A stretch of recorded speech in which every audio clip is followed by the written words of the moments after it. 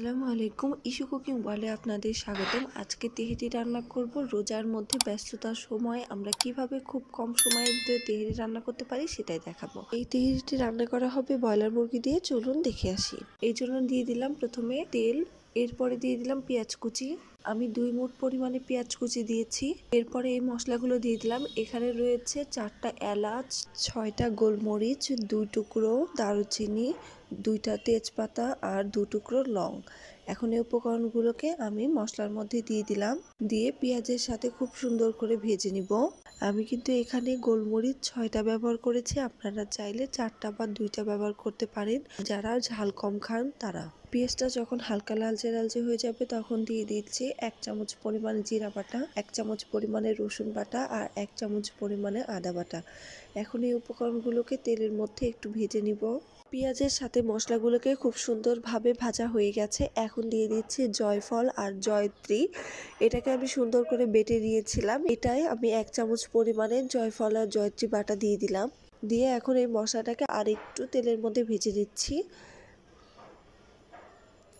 যখন মশলাটার এরকম একটা কালার চলে আসবে এই পর্যায়ে দিয়ে দিচ্ছি মুরগিগুলোকে কিন্তু আমি খুব সুন্দর করে কেটে পরিষ্কার করে নিয়েছি।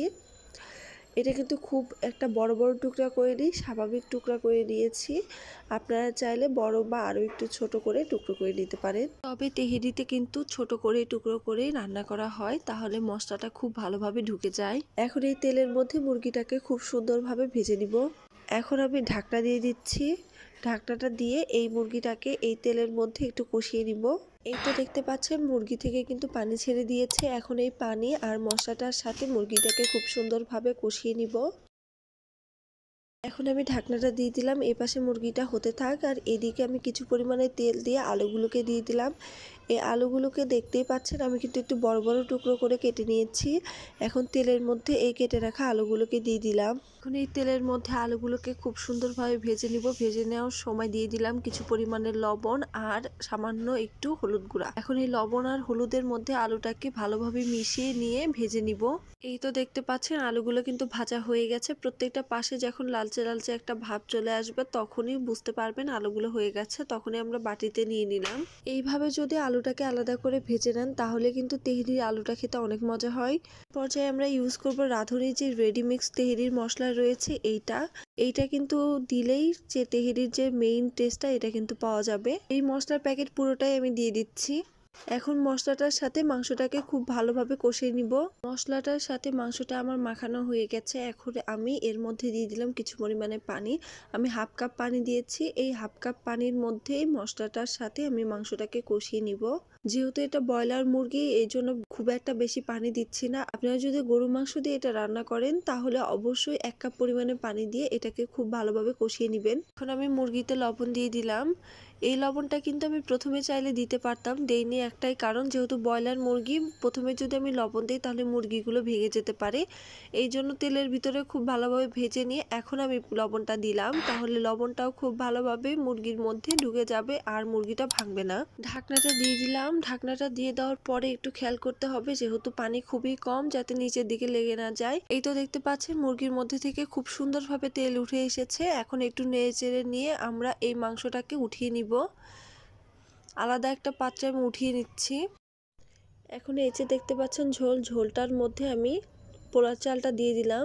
আমি এখানে 2.5 কাপ পরিমাণে পোলার চাল নিয়েছি।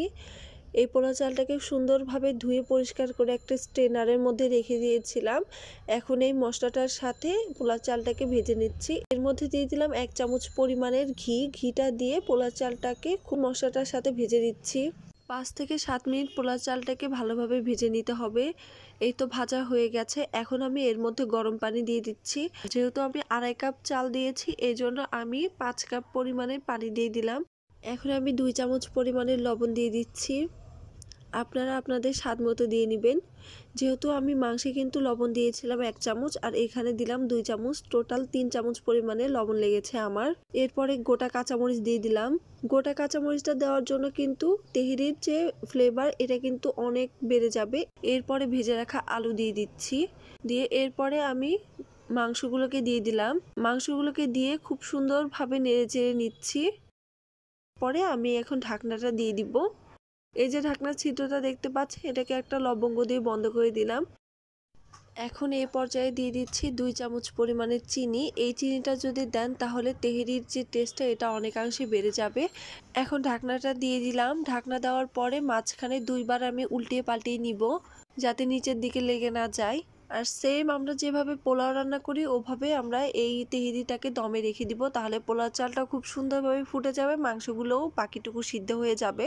এই তো দেখতে পাচ্ছেন আমাদের তেহেরি কিন্তু রেডি। আমি একটা চাল দেখিয়ে দিচ্ছি, একদম পুরো পারফেক্টভাবে ফুটে গেছে। দেখতেও কিন্তু অনেক ঝরঝরে হয়েছে, খেতেও অনেক মজা হয়েছে ইনশাল্লাহ। আমাদের তেহেরি রান্নাটা কমপ্লিট হয়ে গেছে। সবার কাছে কেমন লাগলো ভিডিওটি অবশ্যই কমেন্ট বক্সে কমেন্ট করে জানাবেন। আর আমার চ্যানেলে যারা নতুন অবশ্যই চ্যানেলটি সাবস্ক্রাইব করুন আর পাশে থাকা বেল বাটনটা অন করে দিন ভিডিওর আপডেট পেতে। আর যারা অলরেডি সাবস্ক্রাইব করেছেন সকলকে অসংখ্য ধন্যবাদ। আর আমার ভিডিও ভালো লাগলে লাইক, কমেন্ট অ্যান্ড শেয়ার করতে অবশ্যই ভুলবেন না।